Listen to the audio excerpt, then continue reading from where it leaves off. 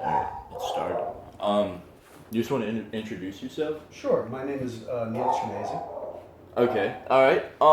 So, like, I'm taking the entrepreneurship class. One of the things, like, do you think it's better to learn from, like, going to school, like, to learn entrepreneurship, or you think it's probably more beneficial to do it hands-on? You know what, Nico? I would probably say a combination of both.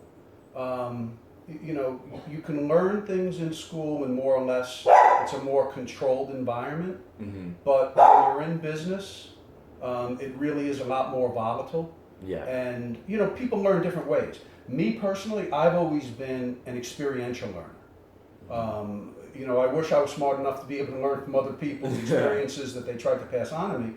But the things that stuck with me the most, I learned from experience. Right. So again, I think it's probably a balance of both. Mm-hmm. There's no doubt that, in business, I think about like some of the skills that I had to garner to really be successful. They were definitely, the foundation was built in school. Mm-hmm. Yes. Especially when it came to the math and even some of the processes, the analytical processes. Mm-hmm. And I probably learned the majority of those, believe it or not, when I was in high school. I went to Fordham Preparatory High School. Right. And they really taught you how to think and how to approach problems. And, Right. and really, I always called it like peeling down the onion. Mm-hmm. To go through the data and you just, you come up with, well, why does this happen? You just peel down and you work to answer it, and you come up with a whole bunch of more whys. Right. Yeah. That's the thing. It's like I feel like you can break everything down, but you really need to like live it in order to know what to do in each situation, kind of. And No doubt about it. Yeah. Another thing is like, for this class, like, what do you think, like, if I want to become like an entrepreneur, like, what should I plan on like happening? Should I think it's like a real difficult road? What should I expect as like me going into it? Like if I were to start up like my own like concept or my own anything really, like, is it? Well, probably the first thing, you want to identify like the niche. Mm-hmm. What is it that you want to do? Right. What industry is it in? Because again, a lot of different industries require different skill sets. Mm-hmm. But one thing that's very important, regardless of the industry, it's all founded on fundamental management skills and fundamental leadership skills. Mm-hmm. And one of the things that even over the years, in my old company, and I, we built, I started with that company, we had 4 stores, and we built up to 30 stores. Mm-hmm. We were doing $80 million a year in top line sales. We had 1,500 employees. Mm-hmm. At the end of the day, you don't have to be the smartest person, but you have to be the most prepared. So and that really is very, very important. Right. Because you can't manage what you don't know or what you don't have an appreciation for. Mm-hmm. And quite frankly, that's how you end up garnering, the mutual respect and credibility with the people that you work with. Mm-hmm. Because at the end of the day, whatever you're going to get involved in, it really becomes, and it's a fundamental principle of management, is about controlling an outcome based on the effort of other people. Mm-hmm. So you're saying it's like a key thing for entrepreneurs to really understand how to manage and like motivate their employees. That way, like you said, you grew from 4 stores to 30, and your employees grew as well with you. So you're saying that's mostly because of like managing them correctly, and also creating the right environment, mm-hmm. the right synergy. You want to create an atmosphere of credibility where people's future and their ability to grow is dependent upon their ability to get results, to work within the parameters you set forth. But again, whatever it is, whether you're a construction company, whether you're a physician's office, or me, I was in the restaurant business, at any given time, you're as good as your least capable employee. Right. So the key is, it's definitely about creating that environment, inspiring people Mm-hmm. to fulfill the specific responsibilities of their job. And how would you go about that? Like, how do you motivate an employee that works for you, that like you said, how you used to do the restaurant? You know, the first thing is, and I think it's the same for everybody, because, and again, you could always fall back on, you know, your own experiences. Mm-hmm. The first thing you need to do for people is you have to work to create a foundation of congruence. Mm-hmm. In other words, everything has to align for people in order for them to perform at a high level. And the first thing you need to do is people need to understand what's expected of them. You know, so one of the things that I had done, you know, because again, my position that I held in the company, even though I was an owner, I was the chief operating officer. So I was a nuts and bolts guy. Mm-hmm. You know, and the first thing that you work to do is make sure that there is a description and an instruction for every specific job Right. within your organization. And then and at that point, people they believe in what it is they're doing. Then they have to believe in the systems. They have to believe that they're there to support them. Mm-hmm. They have to believe in the product, Right. whatever the product might be. Right. I mean, you can go sell cars. You can be the best salesman, but if you think it's not a good car, it's going to be very difficult to sell. Right. And then there has to be a belief in the support system, Mm-hmm. which really becomes a belief in the management and a belief in the company. Mm-hmm. So it's all about creating that congruence. Yeah. Then after that, you know, you need the reporting systems to be able to follow up. And you know, one of the biggest things in motivating people is we always held them accountable only for what they had control over. Right. So they couldn't get in trouble for something that wasn't their fault. Absolutely not. Okay. That would be unfair. It would be wrong. Right. I know how I would respond to that. Yeah. So you're saying you based everything off like equality, like everyone just being able to be treated like fairly for their like the job that they're doing, and their success in the company was based off of their performance and in that specific in area. their job. Right. Correct. And again, the people that rose to the top, you know, you always find more for people like that to do. Mm-hmm. And that's how people, and again, I was very, very proud of it that we had, you know, the majority of our general managers actually came from within the organization. They started in hourly positions, and then based on the way they did their job, based on their ability to get results, Right. they just grew into areas of additional responsibility, and in turn, you know, compensation levels Mm-hmm. went up for them. And I think at the end of the day, like that looks good for like employees also. Like that could be another motivation for them, is seeing one of their own basically go to a management position. I mean, you know, You're yeah, exactly right. right. That's very, very powerful in an Mhm. organization. Now, another question. What do you think, like, when you went to school, what did you wish that you would have learned that you didn't learn in school, but you later learned on, like, down the road in business? Wow, that's a hard question.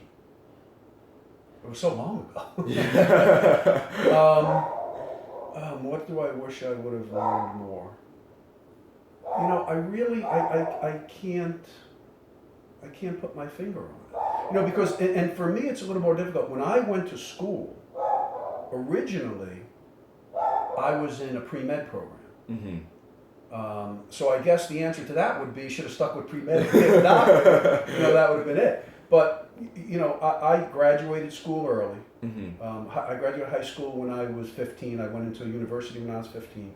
And quite frankly, I wasn't prepared for it emotionally, okay, or maturity-wise.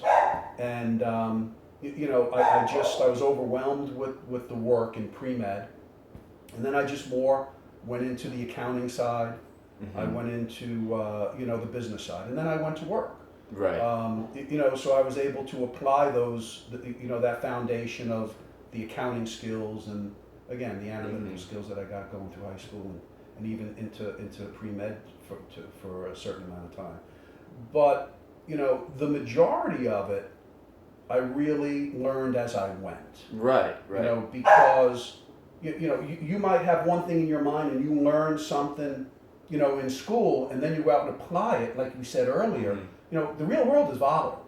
And, you know, there are different requirements, different pressures, different opportunities arise. Mm-hmm. And when they do, you have to work to ensure that you garner the skill set to be able to impact those opportunities. Right. You know, and one of those for me was computers.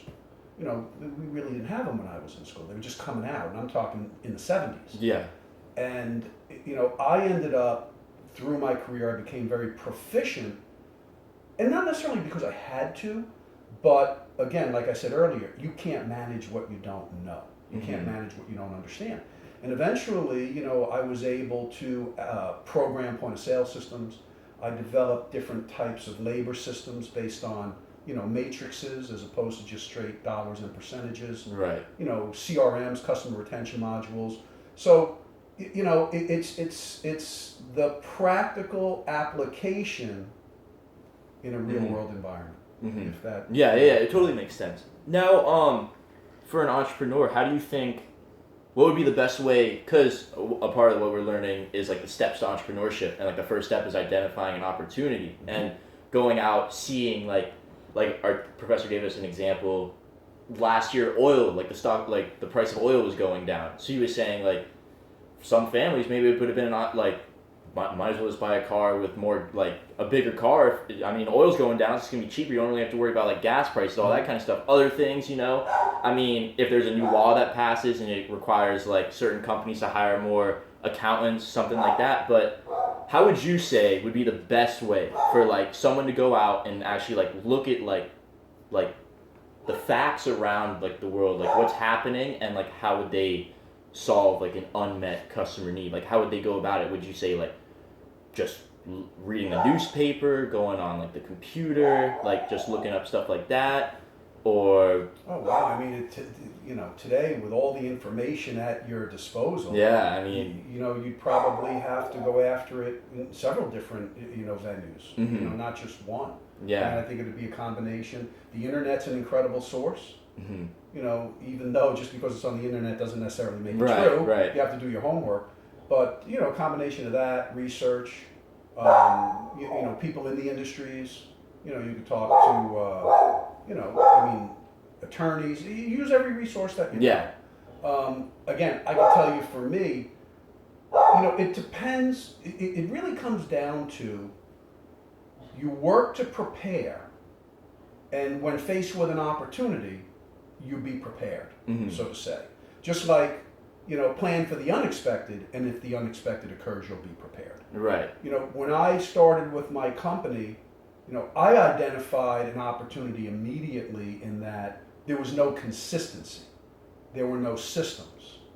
So I saw that the second day I started with them to start building on those systems to ensure the consistency. Like we said earlier, what do people need? They need a fundamental understanding of what's their job description, what's their responsibilities, and how step by step do you get it done. Sometimes it's just being there. I think you can find opportunity in everything. Right. Because again, if the other thing that's really important to entrepreneurship and being in business is sometimes people approach it where they want to get to the finish line. Right. And the truth of the matter is there is no finish line. When you think you've gotten to the finish line, that's generally the beginning of the end. Okay? Seriously. Right. Because you always have to be striving for those incremental gains, those incremental improvements. And I think when you do that, that helps you identify opportunity. Right. And I'm going to give you a good example of it. And again, I can talking about what I experienced. We opened up, it's amazing too, September 11th, right? Yeah. We opened up a restaurant in September 2001. And we opened it in Tampa International Plaza. And obviously everybody knows the events of September 11th. Yeah. Well, that International Plaza, they stopped flying planes into the airport, and it was right next to the airport. They stopped bringing the buses into the shopping center with all the international passengers. And, we were faced with a situation where we just made a capital investment of $1 million to open this restaurant, and there was no one walking in the doors. And again, we could have put our hands up because it certainly wasn't our fault. Yeah. Okay. But what we did is we fell back, we took a step back and we looked at the big picture. What can we gain control over? Okay.